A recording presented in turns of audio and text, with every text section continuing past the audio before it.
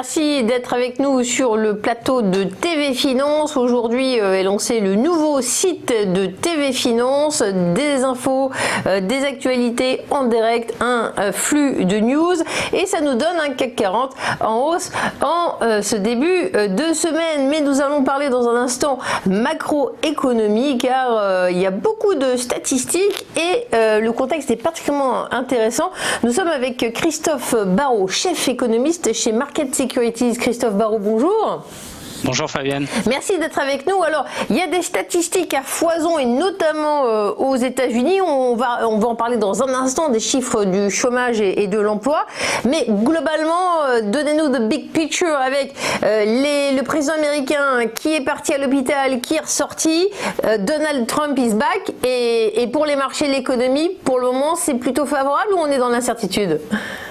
Alors on reste clairement dans un scénario d'incertitude. On l'a vu donc avec plusieurs statistiques, mais voilà, aujourd'hui c'est plus, on a une vision assez claire qui est celle d'un ralentissement dans je dirais la trajectoire de la reprise économique. On a un président américain qui est potentiellement en difficulté. Alors il reviendra aux affaires vraisemblablement aujourd'hui ou dans les prochains jours, mais on a vraiment une incertitude là-dessus. On a une incertitude aussi sur le plan fiscal. Est-ce que ça va être un game changer? Est-ce qu'on aura une relance, un stimulus dans les prochains jours ou prochaines semaines en amont des élections? Donc voilà, il y a beaucoup d'incertitudes sur le plan, je dirais, fiscal. Alors si on fait un petit flashback sur la semaine passée, sur les statistiques de l'emploi, il y a eu plusieurs données. Le département du travail américain avait d'abord révélé que l'économie américaine avait créé moins d'emplois que prévu, 661 000 nouveaux jobs non agricoles le mois dernier au lieu des 750 000 attendus.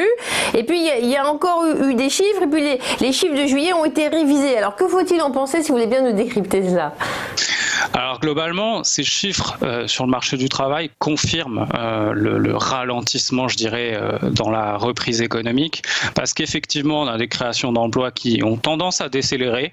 Donc c'est pas nouveau puisque c'est le cas en fait depuis le mois de juin, et le chiffre de septembre était le plus faible depuis que l'économie américaine a réouvert, donc à savoir depuis le mois de mai. Si on regarde aussi un petit peu le détail de ces chiffres-là, on voit que c'est pas forcément encourageant parce que sur le plan public, vous avez des destructions de postes qui sont, je dirais, pour la majeure partie dues au secteur de l'éducation parce que voilà, les écoles peinent à réouvrir. Vous avez beaucoup, je dirais, d'élèves qui travaillent à distance.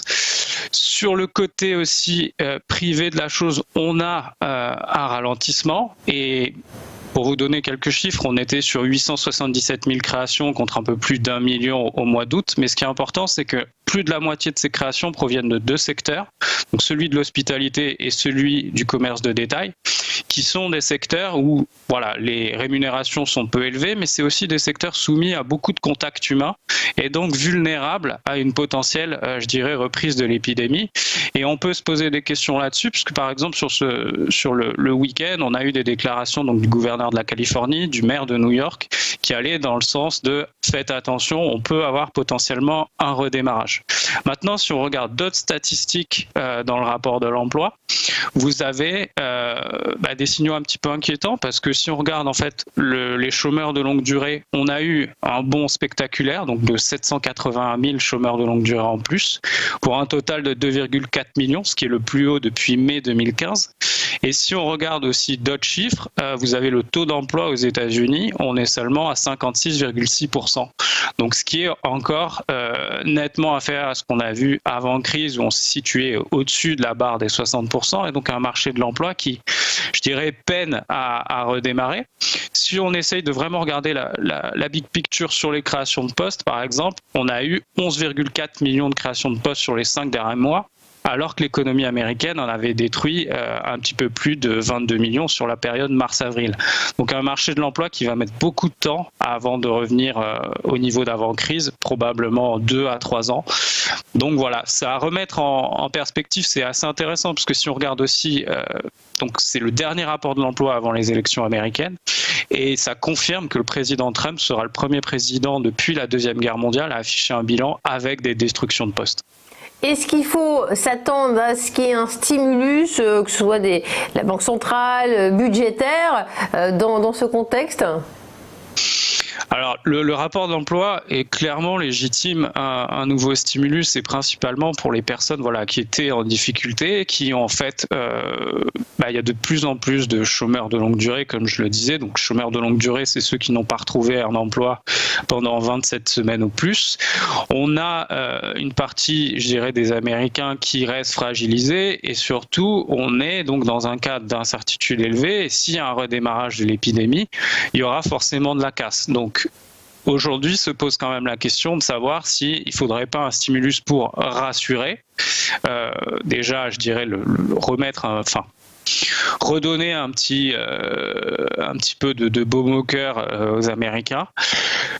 Et après aussi la question vraiment dans les faits, puisque si vous avez toute une partie de la population qui n'a plus de travail, ils vont arrêter de consommer, et ça va se traduire dans les chiffres par vraisemblablement une rechute dans les semaines ou dans les mois à venir.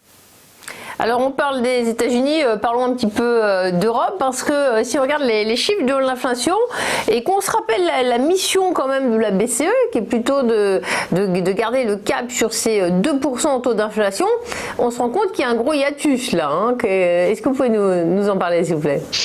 Alors sur les derniers chiffres, on a eu donc une surprise encore à la baisse, puisqu'on était sur une chute de 0,3% donc de l'indice des prix à la consommation en septembre. C'est la deuxième baisse consécutive, et c'est surtout la baisse la plus marquée depuis avril 2016. Donc ce phénomène, il résulte d'une chute des prix de l'énergie qui ont chuté de un peu plus de 8% sur la même période. Mais plus inquiétant, c'est donc l'inflation core, donc l'inflation hors alimentation et énergie. Donc elle était positive, mais elle a progressé que de 0,2%, ce qui est en fait le plus bas, le rythme le plus faible jamais enregistré depuis que la statistique existe. Donc ça montre clairement que la BCE est sous pression, qu'il y a donc des tensions entre guillemets déflationnistes. Et si on regarde un petit peu par rapport à ces dernières prévisions, donc qui sont récentes, qui sont celles de septembre, on est déjà donc sur un indice des prix qui a surpris à la baisse, puisque la BCE attendait un chiffre légèrement positif au T3 de 0,1%. Là, on est vraisemblablement à 0. Et on peut se dire que pour le quatrième trimestre, on aura aussi des surprises négatives. Donc, il va se poser la question des révisions à la baisse. Prochain meeting où il y aura des publications, à savoir le meeting de décembre. Et petite question quand même, les indices de mesure de l'inflation n'ont pas changé. Or, les pratiques ont changé. On va de moins en moins au restaurant. Je ne sais pas quelle est la part de cette activité-là dans les indices. Mais est-ce qu'il n'y aurait pas un petit biais qui fait qu'on continue de regarder les choses à travers une loupe qui n'est plus tout à fait adaptée ? Alors bien sûr, on peut se poser la question, mais bon, les indices d'inflation ne sont pas voués à changer, je dirais, à chaque choc. Après, c'est clair que dans le détail, si on regarde les pressions à la baisse, on a clairement des pressions à la baisse dans tout ce qui est secteur de l'hospitalité, donc les chambres d'hôtel. Vous avez aussi tout ce qui est lié au transport, donc transport aérien, et qui vont peser négativement encore dans les prochains mois, voire trimestres. Donc on aura clairement, du point de vue de la mesure existante, des pressions à la baisse. Après, si vous regardez d'autres mesures, donc plutôt des indices de prix en général ou immobilier, vous avez à peu près la même tendance. Si vous regardez les prix immobiliers, si on regarde à Paris par exemple, on voit qu'aujourd'hui les prix immobiliers ne montent plus, voire ont tendance à très légèrement baisser. Et donc on est dans un environnement, je dirais plutôt légèrement déflationniste aujourd'hui, et ça confirme vraiment que ce choc, cette pandémie, c'est plutôt, du moins à court terme, déflationniste. Alors la Fed a été très interventionniste, elle a beaucoup aidé les marchés ces derniers temps. Est-ce que vous pensez que la BCE va de plus en plus s'inspirer de son analyse, de son mode d'action pour intervenir alors que ces chiffres d'inflation ne sont pas bons, comme vous le dites ? C'est clairement le sens de l'histoire. Ce qui est intéressant, au-delà du caractère, je dirais, interventionniste et du potentiel, je dirais, élargissement du programme de rachat qui sera décidé décembre ou peut-être un peu plus tard, c'est surtout le côté, je dirais, donc forward guidance, c'est-à-dire qu'est-ce que la BCE va regarder pour mettre en place sa politique. Et dans les discours de Christine Lagarde qu'on a eu donc la semaine dernière et d'autres membres de la BCE, on sent qu'il y a une tendance à vouloir pas forcément copier, mais appliquer à peu près le même modèle qu'aux États-Unis et se poser la question donc de l'inflation. Est-ce qu'on prend vraiment cette cible de 2% ou est-ce qu'on va pas aussi prendre une moyenne et se laisser du temps de manière à ce que voilà, les prix redémarrent, qu'ils passent éventuellement cette barre de 2% et pas forcément intervenir tout de suite si c'est le cas, les laisser dépasser pour une période plus longue et pour tenter de compenser. Donc ça va clairement dans le sens d'une politique ultra accommodante pour les années à venir. À quoi on peut s'attendre sur les chiffres de croissance du coup en Europe Alors sur les chiffres de croissance, c'est un petit peu la même dynamique que l'inflation. C'est que la tendance est plutôt, à mon avis, aux révisions à la baisse et une surprise potentiellement négative au 4e trimestre. Si on regarde déjà les chiffres de septembre et surtout le secteur des services, on l'a vu à travers les indices PMI, et il y aura la confirmation vraisemblablement ce matin.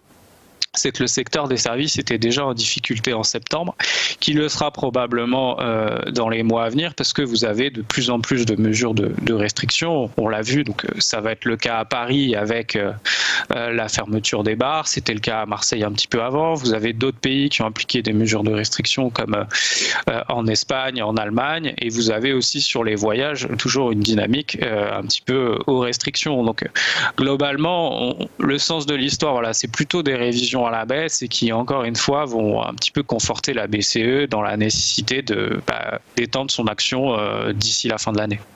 Merci beaucoup Christophe Barraud. Je rappelle que vous êtes chef économiste chez Market Securities. Merci pour ce point complet qui nous permet de décrypter la situation macroéconomique aux États-Unis et en Europe. Et c'est un élément important pour savoir comment les marchés vont réagir.